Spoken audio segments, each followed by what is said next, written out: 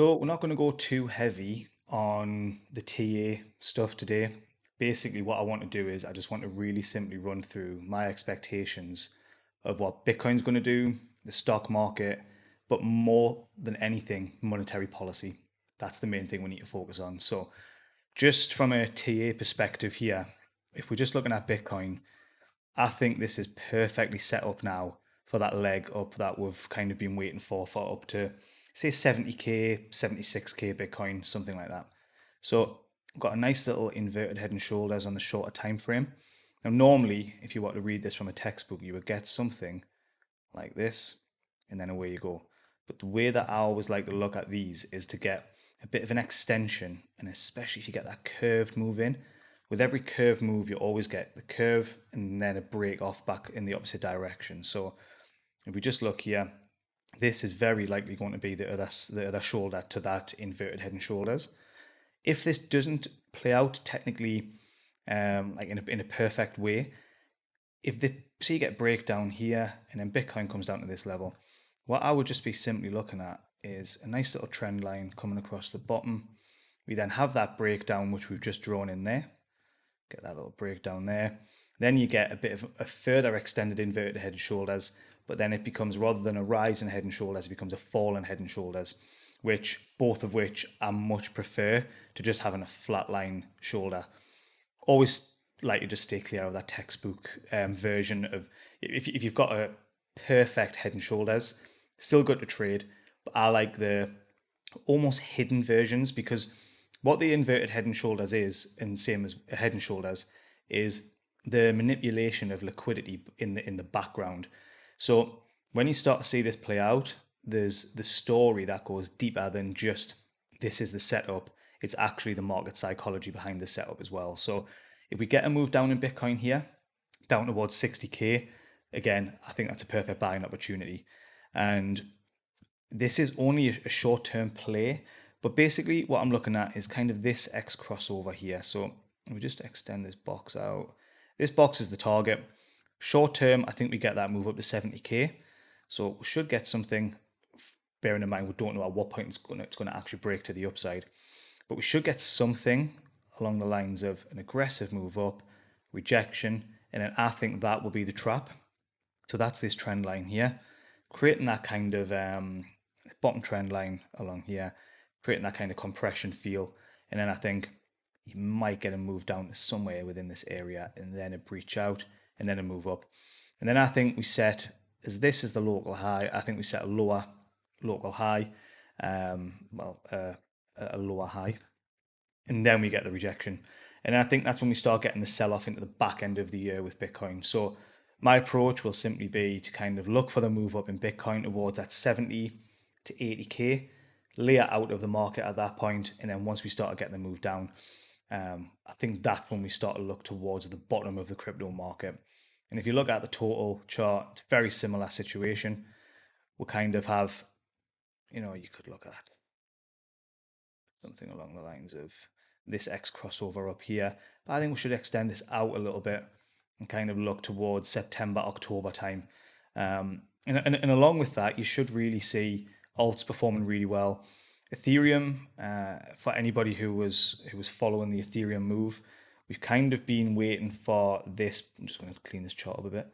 We've been waiting for this box to get filled with Ethereum. We moved into this box, and then if we just look on the shorter time frame, we've had this channel, a rising channel, and then as always, when you have a rising channel, you tend to break up halfway through the channel. Everybody kind of expects the next leg, but you don't generally get that. You get halfway through, you then break off, and currently at the moment we're sitting on, we've kissed off previous support, which is now flipped into resistance. This is now support, resistance, check the resistance again, support, and now we're kind of just in no man's land. In an ideal world, when you get these little moves here, you would like to get like a bit of a V reversal type setup. This would be the manipulation. Obviously, the manipulation in that market there is pretty much textbook across crypto. You always have your key levels, and before you break and before you hold from a key level. So see if you just draw it out here, you've got a solid line of support. The market moves into the support. Everybody starts levering up. huge leverage enters the market, you get a little bit of a bounce, that leverage then gets increased, you then get a break below, and then you come back. Kind of similar, if anybody looks at a wick off version of trading, very similar. This is the manipulation. A lot of stops will get taken out, and then you start moving to the upside. And then you have the same principles throughout the move up. It'll be manipulated in terms of chasing those stops again. So, what's important to kind of look at when we're looking at crypto is also the stock market and the metals market. So, the metals market, we're kind of still looking at, in my opinion, 4,400 gold, and nothing's going to change with that. I think gold will sell off simultaneously with crypto and the overall market. But what we'll kind of be looking for is move up in silver, move up in gold. And I think stocks, even though I am bearish on stocks, bearish is probably not the right mentality in the short term. I am kind of very skeptical of how long these moves can take. So, for example, recently, after the sell off in Apple, bought a bit of Apple and bought a bit of Tesla at the bottom as well. But overall, the market is reacting to geopolitical, just total circus type mentality. But then we've also got the the future version of the PE. So if you just look at what this actually is, so it's generally the stock valuation based on a future version of what the value is going to be providing. This here is not a metric which you would generally associate with the stock market. Yes, it goes on in the background, but once you start seeing headlines about this, this is justification about all the capex that's been taking place. There's very little to suggest that actually the value of these stocks from all the capex is going to actually go up, based on the fact that a lot of this is being invested in through debt. So we're really quickly moving towards cash flow funding in towards debt funding.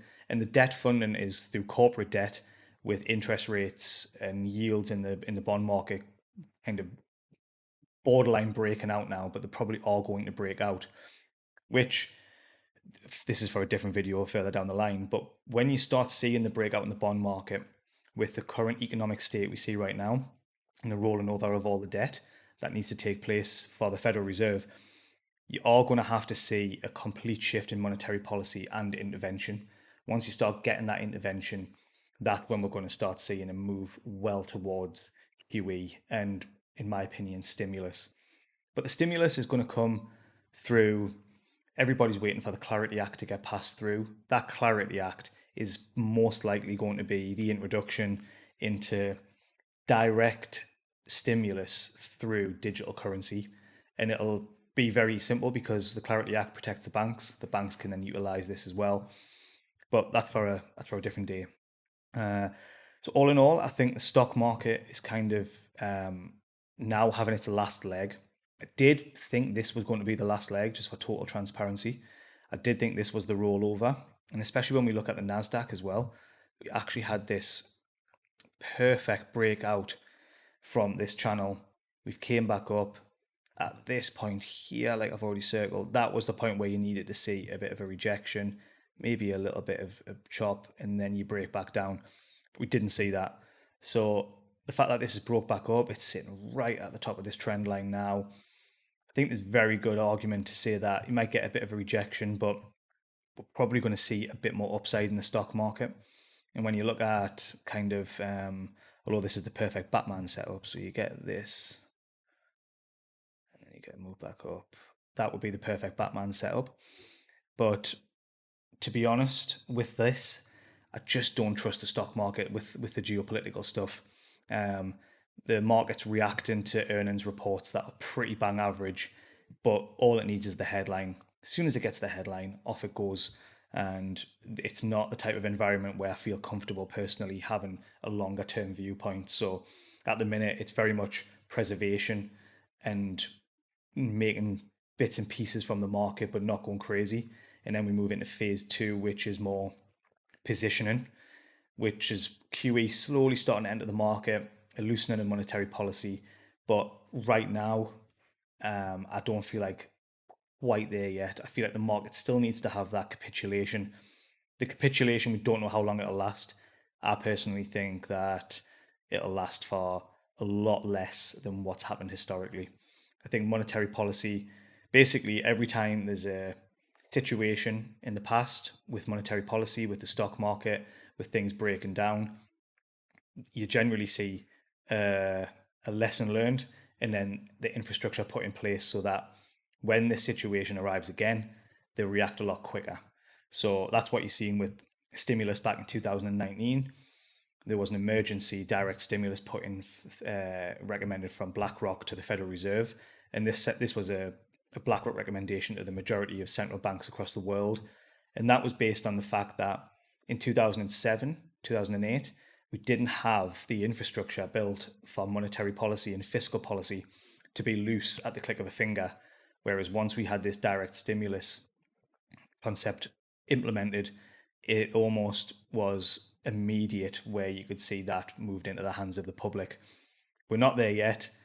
You could argue that the headline economic statistics are actually not too bad. The data suggests in the background that it is actually way worse when you break it down and you look into what these jobs reports actually consist of. And certainly the core of the economy is struggling, but because the stock market at the top level and tech is performing really well, everything just gets kind of forgotten about. But because of the refinancing, I know I'm rambling on a little bit here, so I do apologize. The refinancing of debt from a monetary policy perspective is going to be the most important part out of everything here. So you've got two versions of the market. You've got the real version of the market, which is the actual stock market. Which is the bond market and the debt and the actual reality of the economy. And then you have the stock market, which is basically this imaginary world, which is almost reminds me of crypto like 5, 6 years ago, where everything's going crazy. There's no real explanation. A few headlines moves the market. That is exactly what crypto used to be like. But right now it's the stock market with like $1 trillion companies rather than an altcoin. So we're certainly at a point where blow off top is very probable. Once we get that blow off top, we then start to get the capitulation or even just a short term correction, just enough to kind of give the reasoning as to why we need a shift in monetary policy. Whatever that reason is, if the market capitulates, we then start to move towards QE, true QE, not just plumbing QE. Once we start to head towards that, that is when we start to position in the market for a longer term view. And then as that starts to increase, QE starts to increase, we then start to move into phase three, which is way more aggressive when we're approach to the markets in terms of risk on assets and so on. So to summarize, short term, we are basically looking for relief in the market, relief in metals, crypto, everything moves to the upside. But once we start to get that relief, we then start to pull back ever so slightly, and then we'll see monetary policy shift. So currently changing up the Discord that I have, going to be making it much more accessible. That's not going to be live for a few more weeks yet. But if you do want to get on the waiting list, and I'll just drop you an email as soon as the Discord's ready, just below, just drop your email in and I'll get back to you as soon as I can. But until then, peace out.